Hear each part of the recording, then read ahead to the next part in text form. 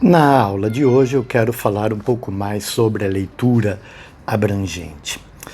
Nós conversamos um pouco sobre as possibilidades próprias da leitura abrangente, aquilo que ela produz, o seu resultado e algumas técnicas que poderiam torná-la mais eficiente. Mas nos concentramos neste momento da leitura propriamente dito. A leitura pode se desenvolver em um espaço temporal dilatado e nós podemos imaginar um retorno a este texto, mas um retorno com o propósito de fixar o seu conteúdo, de reconstruir os seus argumentos. A técnica que permite fixar este conteúdo e reconstruir os argumentos é a técnica do fichamento e é sobre ela que nós vamos falar um pouco hoje. Mas antes de começarmos a conversar sobre esta técnica propriamente dita, eu quero retomar aqui algumas ideias e enfatizá-las. A leitura acadêmica é uma prática intelectual autocontrolada. Esta ideia eu gostaria de enfatizar. Ou seja, o objetivo da leitura acadêmica é reconstruir as ideias presentes no texto e explicitar o movimento de exposição destas ideias por meio de um percurso argumentativo que as sustenta, né? Que lhes dá a base para a sua afirmação. É este o objetivo da leitura acadêmica. Isto implica em que precisemos recorrer a uma suspensão metódica, não é, do julgamento sobre a validade ou a falsidade, né, dos argumentos presentes no texto. É este exercício de suspensão metódica dos julgamentos de valor que eu estou chamando justamente de autocontrole. E ele necessita ser consciente para que a prática da leitura seja efetiva. Mais uma vez, nós não lemos, ou não deveríamos ler, para encontrar no texto as nossas certezas. O que nós devemos procurar no texto não é a nós próprios.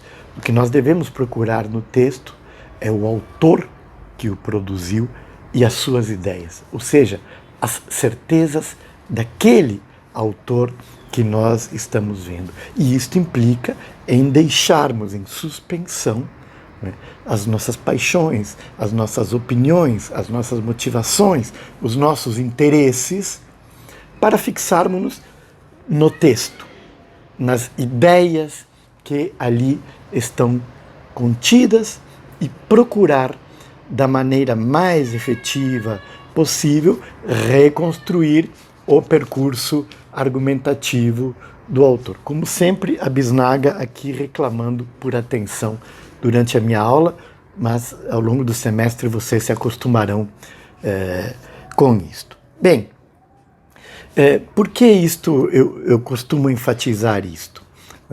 Porque é importante valorizar o texto em si, independente daquilo que nós pensemos a respeito deste texto. É necessário assumir uma atitude empática com o texto. É óbvio que isto às vezes é um ato que violenta as nossas crenças e o nosso íntimo. Roger Griffin, por exemplo, um dos historiadores contemporâneos mais importantes do fascismo, insiste na ideia de que os ganhos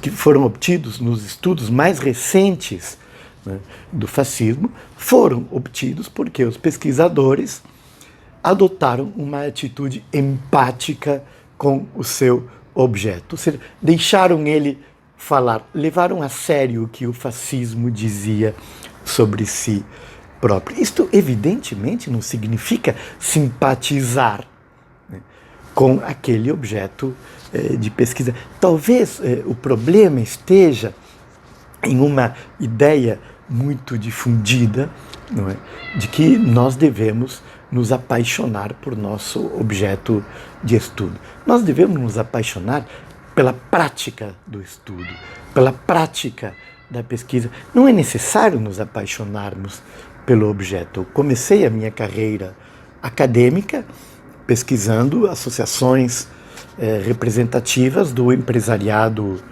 paulista. Confesso que nunca me apaixonei pelo meu objeto, mas eu era apaixonado pelo estudo deste objeto, pela pesquisa deste objeto. E é isto que deve nos mover. Não o objeto em si, né, mas sim o ato da pesquisa. Se não, imaginem em que situação ficariam os nossos colegas que estudam o sistema prisional brasileiro, um objeto de pesquisa a respeito do qual, imagino eu, é impossível apaixonar-se, é impossível não ter outra atitude digna senão detestá-lo. Enfim, aqui esta ideia é fundamental. Apaixonem-se pela sua prática e não pelo objeto, e, portanto, isto permite a vocês lidarem de maneira mais autocontida, né, de maneira mais controlada, por exemplo, com os textos que vocês vão ler, com as fontes documentais com as quais vocês lidarão ao longo da pesquisa.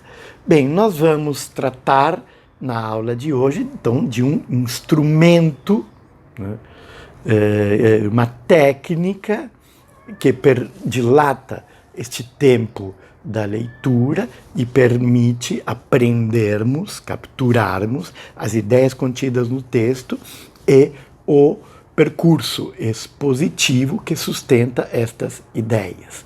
Esta técnica, este instrumento, são as fichas de leitura. Fichas há de vários tipos, em diferentes manuais vocês encontrarão diferentes modelos de fichamento.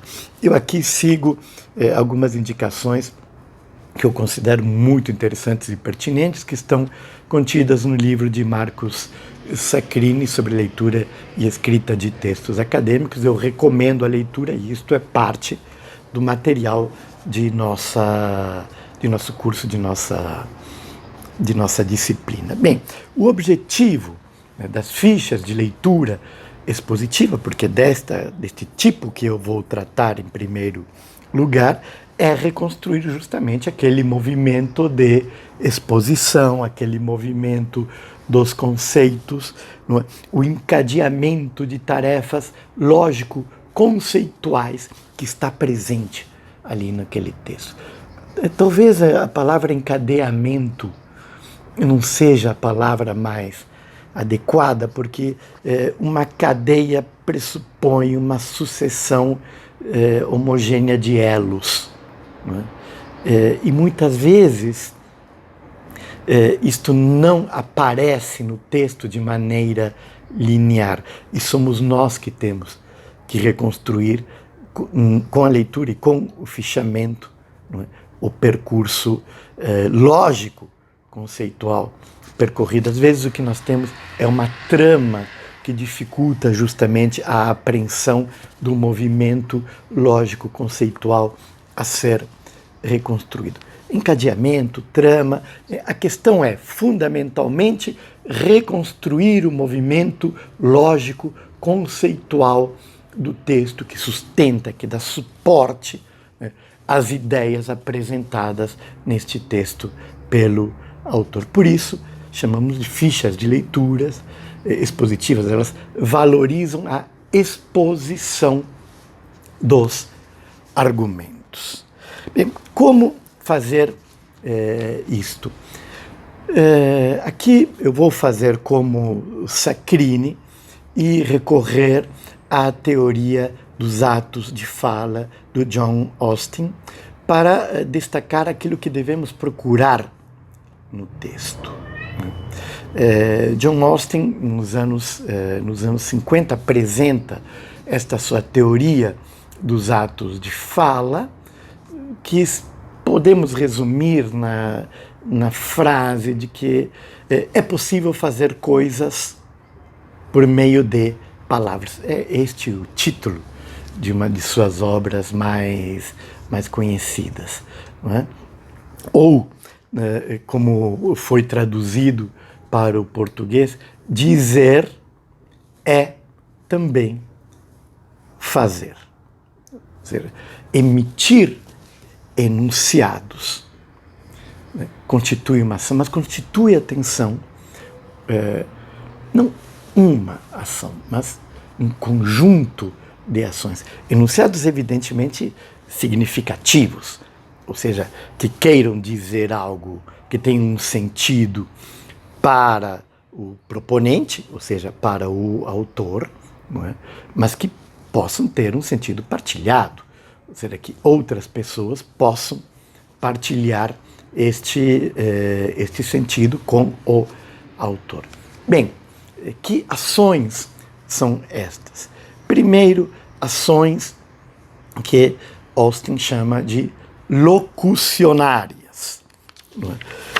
Ou seja, ações por meio da qual uma coisa é dita utilizando palavras. A ação ilocucionária é o ato de dizer algo. E isto que é dito aparece de modo explícito, não? Ou facilmente apreensível, não é? pelos demais. As ações ilocucionárias, por sua vez, são o ato de fazer alguma coisa por meio de palavras. É um enunciado que faz algo. Por sua vez, os atos perlocucionários dizem respeito, para Austin, nos efeitos que aquilo que foi dito produz sobre a audiência, produz sobre o público. Nós podemos deixar de lado os atos perlocucionários, mas vejam bem, estamos deixando de lado porque para a produção de fichas de leitura expositiva eles não são relevantes, mas eles podem ser muito relevantes para certos tipos de pesquisa. Por exemplo, para uma pesquisa histórica sobre a recepção de textos, não é? De livros, de obras, de um autor, não é? Inquirir, pesquisar, investigar a respeito da dimensão perlocucionária, né, dos enunciados é muito importante. Não é? Mas deixemos isto de lado. Trabalhemos só com a dimensão locucionária, em primeiro lugar, aquilo que é dito, não é? E a dimensão ilocucionária, aquilo que é feito por meio dos enunciados. Seccrini dá vários exemplos no seu livro, eu vou dar um exemplo apenas, muito rápido, para que fique um pouquinho mais claro, estes conceitos. E vou pegar a primeira frase, né, de que livro? Do Príncipe de Maquiavel, é claro. Todos os estados, todos os domínios que têm ou tiveram império sobre os homens foram ou são ou repúblicas ou principados. É assim que se inicia o Príncipe de Maquiavel. Esta é a locução. É aquilo que Maquiavel nos diz. Qual é o ato ilocucionário, entretanto, disto que foi dito? O que Maquiavel está fazendo? Maquiavel está estabelecendo uma tipologia dos estados. Ponto. É isto que ele está fazendo nesta frase. Atenção, Para nós estabelecermos de maneira apropriada aquilo que foi dito e aquilo que foi feito com o enunciado, a dimensão locucionária e a dimensão ilocucionária do enunciado, nós precisamos ter um domínio do léxico. Isto nos remete à nossa aula anterior. E do léxico do autor, não o nosso léxico. No texto original, a palavra que aparece é stati, e ela aparece com letra minúscula. Nos séculos seguintes, hoje, nós temos o hábito de, quando falamos do Estado como uma instituição política, colocar lá o Estado com letra maiúscula. Isto provavelmente é uma herança do alemão e da Staatswissenschaft alemã, da ciência do Estado alemã. Em alemão, der Staat, os substantivos são capitalizados. Os substantivos têm a letra maiúscula. Mas nós estamos aqui perante um texto renascentista, no qual a ideia de Estado ainda não havia adquirido um sentido moderno. E, na verdade, isto Frederico Chabot revelou em um texto maravilhoso, um dos grandes intérpretes de Maquiavel. A palavra Estado aparece ali com vários sentidos, podendo designar desde uma situação política relativamente estável, ou mesmo tipos de estamento, até esta instituição política que mais tarde nós iremos grafar com uma letra maiúscula. Mas estamos perante um texto pré-moderno, ou seja, os Estados nacionais estão em processo de construção e de constituição. E Florença, a Florença do coração de Maquiavel, está muito longe de ser este Estado. Mas há outras palavras ali, por exemplo, a palavra império, que aparece nesta mesma frase. Todos os estados, todos os domínios que têm ou tiveram império sobre os homens. Império ali não é uma instituição política. Império é a capacidade de comando, que pode ser exercida, né, ou individualmente, né, por um indivíduo, né, ou por um grupo de indivíduos. Bem, outro tanto poderíamos dizer da palavra domínio, que aparece nesta mesma frase, da palavra república, que aparece nesta mesma frase. Então, reconstrução do léxico é sempre importante, e por isso trabalhar com as melhores edições possíveis, quando estamos trabalhando com traduções, não é? Ou com textos clássicos, é sempre recomendável. Trabalhar com boas edições, com bons aparatos críticos que nos guiem, né, por esta leitura. Bem, de posse do léxico, nós estamos em melhores condições para justamente, não é, reconstruir o sentido daquilo que foi dito, mas também compreender aquilo que foi feito, né, no texto. Né.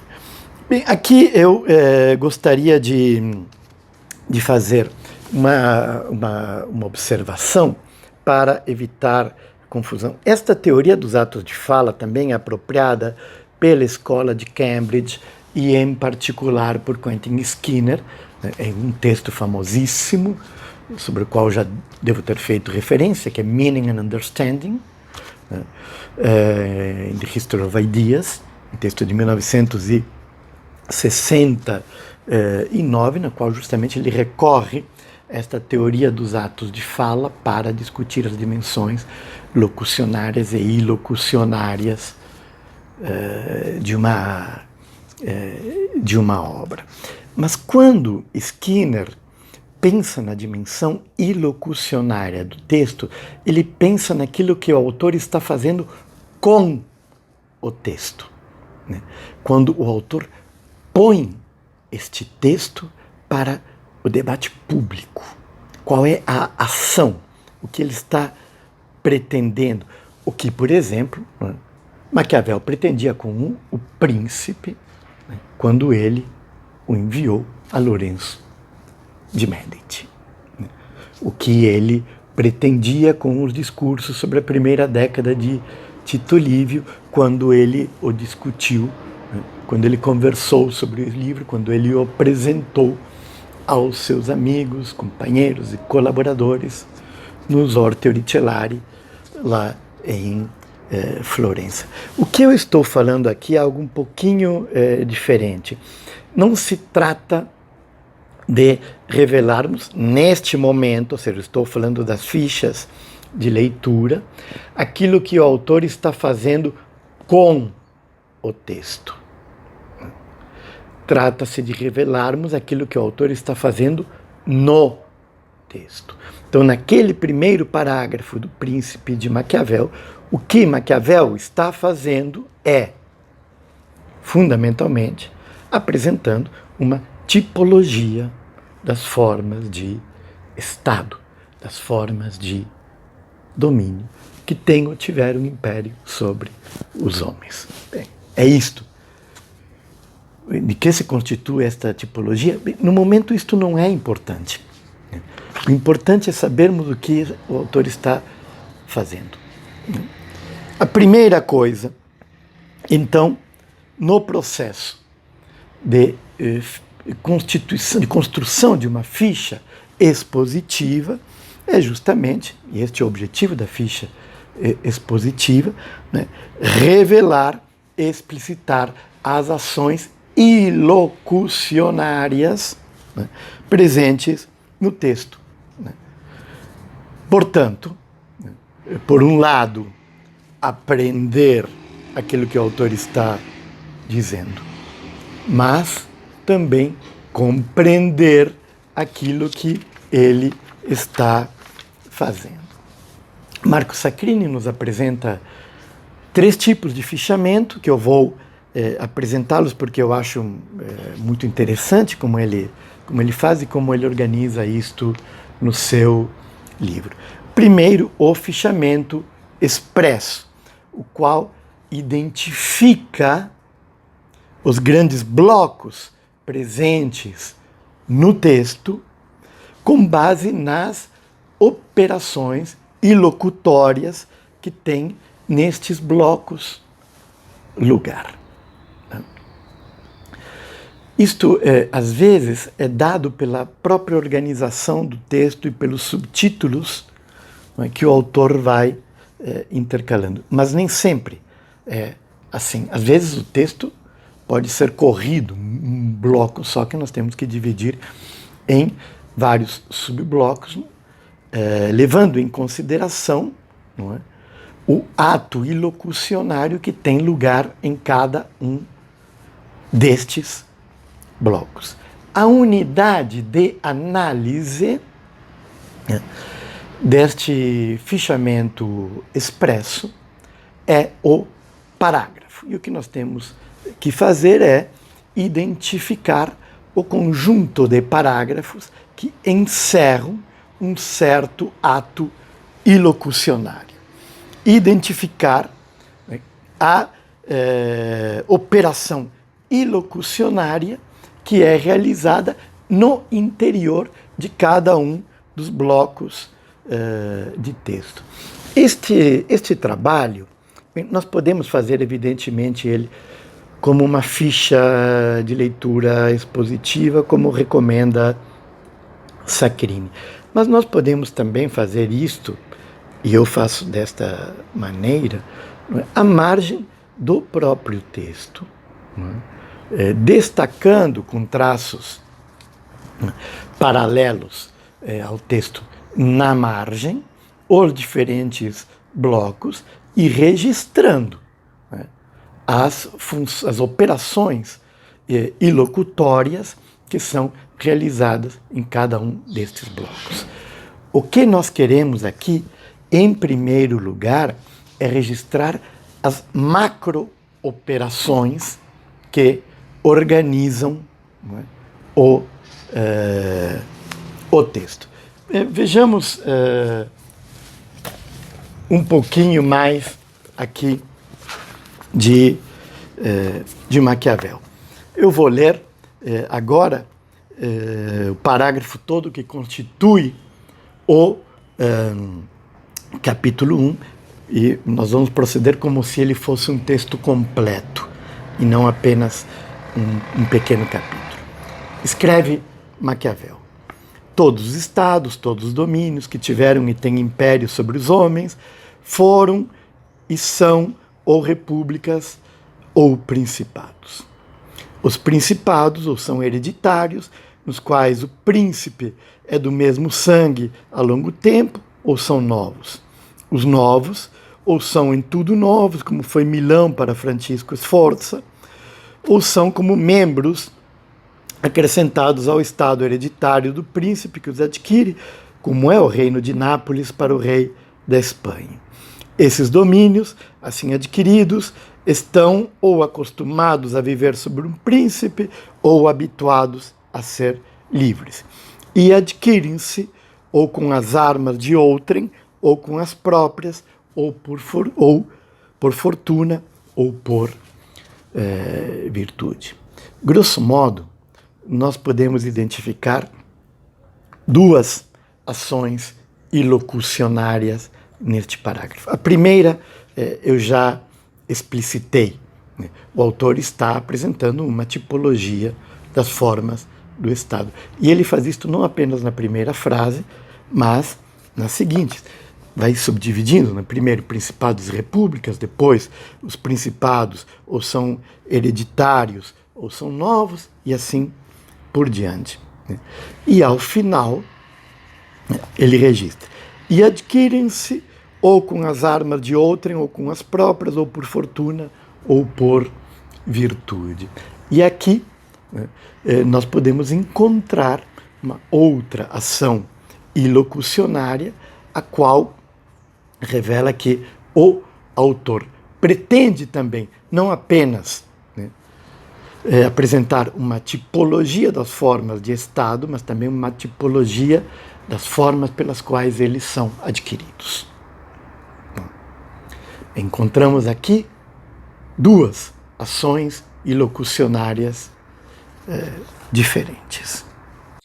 Um segundo tipo de fichamento é o fichamento detalhado, o qual procura revelar as operações lógicas e conceituais que têm lugar no interior não mais dos blocos, mas dos próprios parágrafos. Ou seja, o fichamento detalhado deve ter por objetivo identificar as funções ilocucionárias no interior das partes expositivas e relacioná-las com o conteúdo locutório do texto, com aquilo que está sendo explicitamente dito.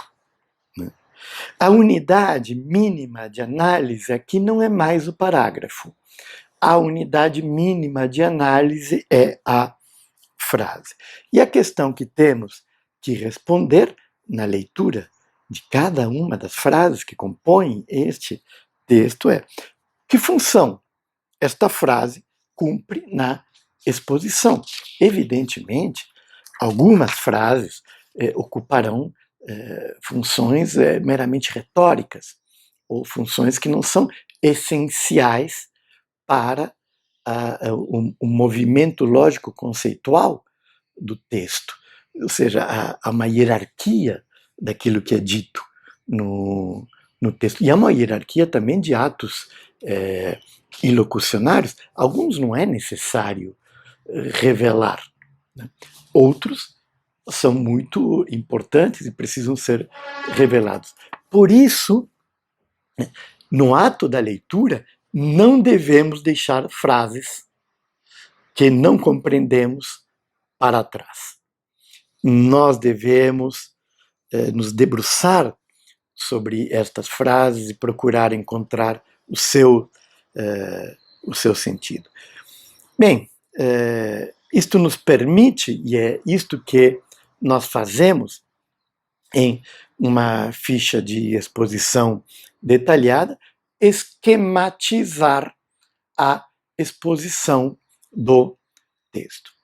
Atenção, reconstruir as tarefas lógico-conceituais, o movimento do argumento no interior do texto, não implica em seguir, né, na ficha a sucessão material dos parágrafos, ou seja, seguir os parágrafos tal qual eles se sucedem no texto. Às vezes, isto não aparece, encadeamento lógico-conceitual não aparece de maneira linear, né, no texto, e nós temos que reconstruir este encadeamento.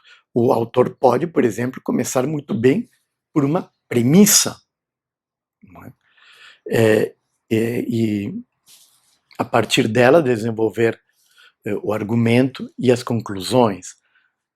Mas ele pode também começar pela conclusão, anunciá-la, dizer aonde ele chegou, para a seguir reconstruir o movimento que lhe permitiu chegar àquela conclusão, ou seja, apresentar as premissas e o desenvolvimento do argumento e, deste modo, retornar ao início do texto. O que a ficha necessita reconstruir é o movimento lógico-conceitual, não é a sucessão material dos parágrafos no interior do texto. Isto pode dificultar o entendimento do percurso expositivo do autor. Então, a ficha, às vezes, rearranja o texto de modo a expor de maneira mais efetiva, né, este percurso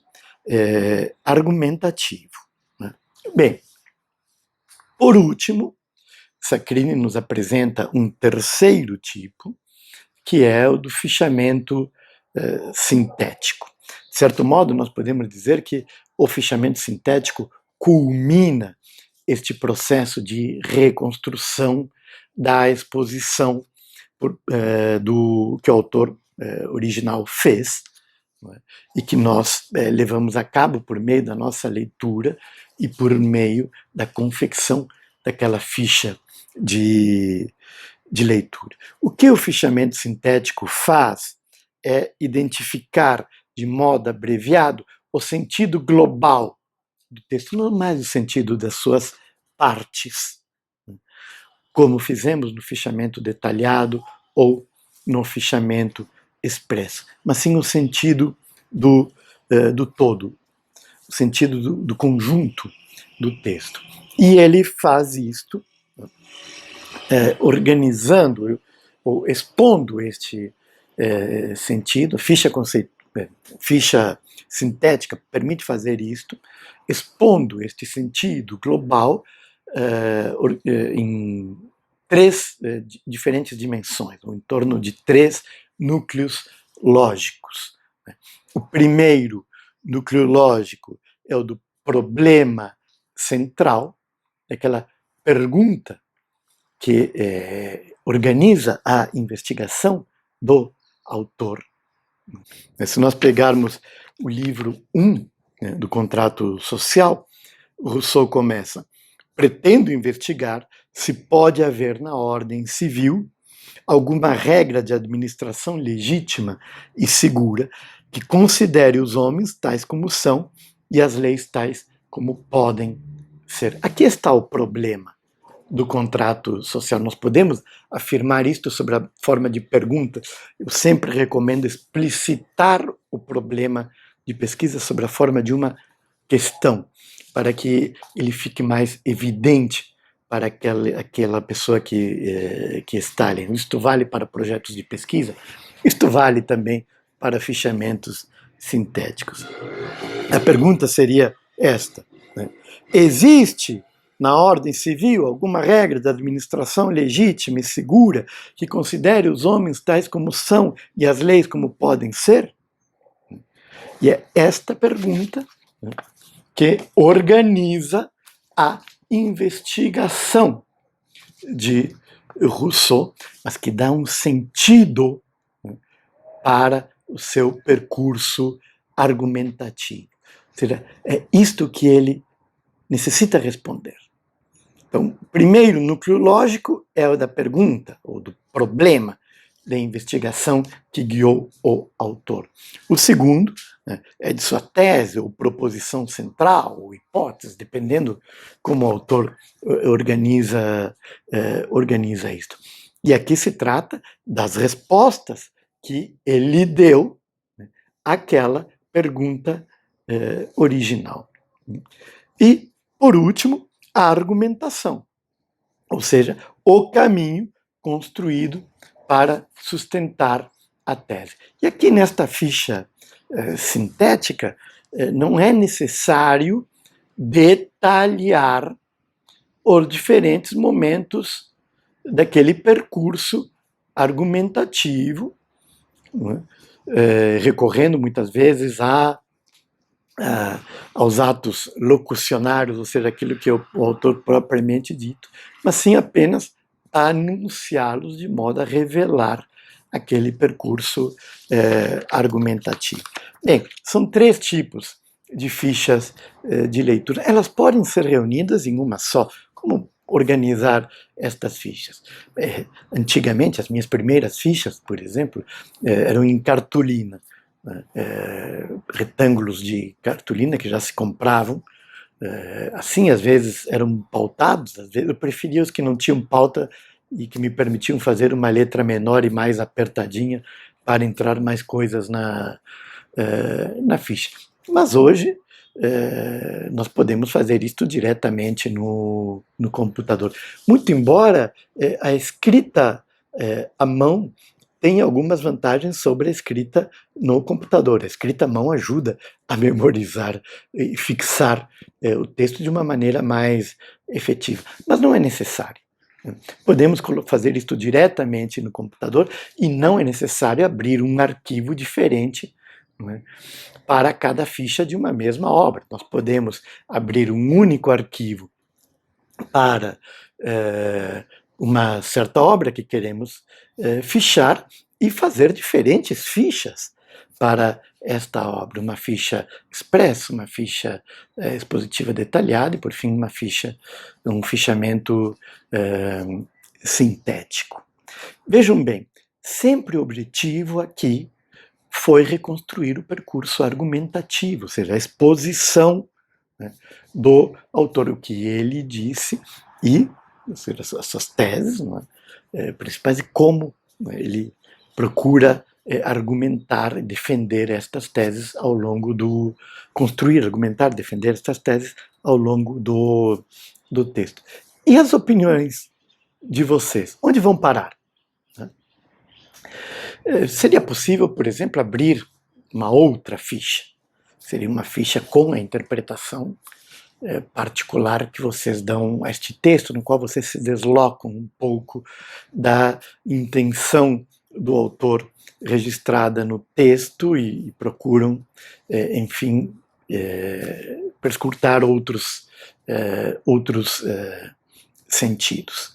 Mas atenção, façam isto com parcimônia. Se vocês gostaram ou não gostaram do texto, as emoções que esse texto provoca em vocês, isto não é relevante para a ficha de leitura, aliás, isto não é relevante para a compreensão do texto. Então, deixem isto para o travesseiro, deixem isto para, enfim, para a conversa com os amigos, as amigas. Isto não é necessário registrar no texto. Mas, se este texto desperta em vocês insights para pesquisas futuras, ou lhes permite pensar certas conexões no interior do texto que não estão que não são perfeitamente transparentes, talvez identificar alguma fonte oculta ali, registrem isto na ficha, né? Mas destaquem que isto é de vocês e não do texto, não é? Ou seja, que isto é uma ideia de vocês. E como fazer isso? Ou vocês podem utilizar canetas de outra cor para registrar estas observações, ou podem fazer como eu faço frequentemente, colocar elas entre colchetes. Então, primeira coisa, como registrar as ideias de vocês no texto. E como registrar as ideias do próprio autor? É necessário citar abundantemente nas fichas? Bem, se vocês citarem, sempre entre aspas. Vocês distinguam aquilo que é a paráfrase que vocês estão fazendo, né, da reconstrução que vocês estão fazendo e do próprio texto, né, do autor, para evitar confusões depois quando vocês forem utilizar estas fichas para compor um ensaio de final de semestre, uma monografia, uma dissertação, uma tese de doutorado, um artigo científico, um relatório, enfim, o que vocês estiverem produzindo. Diferenciem aquilo que é de vocês daquilo que é do autor e sejam explícitos a respeito daquilo que é do autor. Mas não abusem das citações. Uma ficha de leitura não é um encadeamento de citações. É uma reconstrução, como eu disse, do percurso argumentativo do autor, né, do encadeamento lógico, conceitual que ele apresenta naquele texto, em qual ele procura sustentar as suas ideias. Recorram à paráfrase, por exemplo. A paráfrase é uma bela maneira de treinar também a escrita e de traduzir aquilo que está no texto de maneira precisa, né, em outras formas discursivas, ou seja, no texto de vocês, não mais no texto do autor ou de um intérprete qualquer.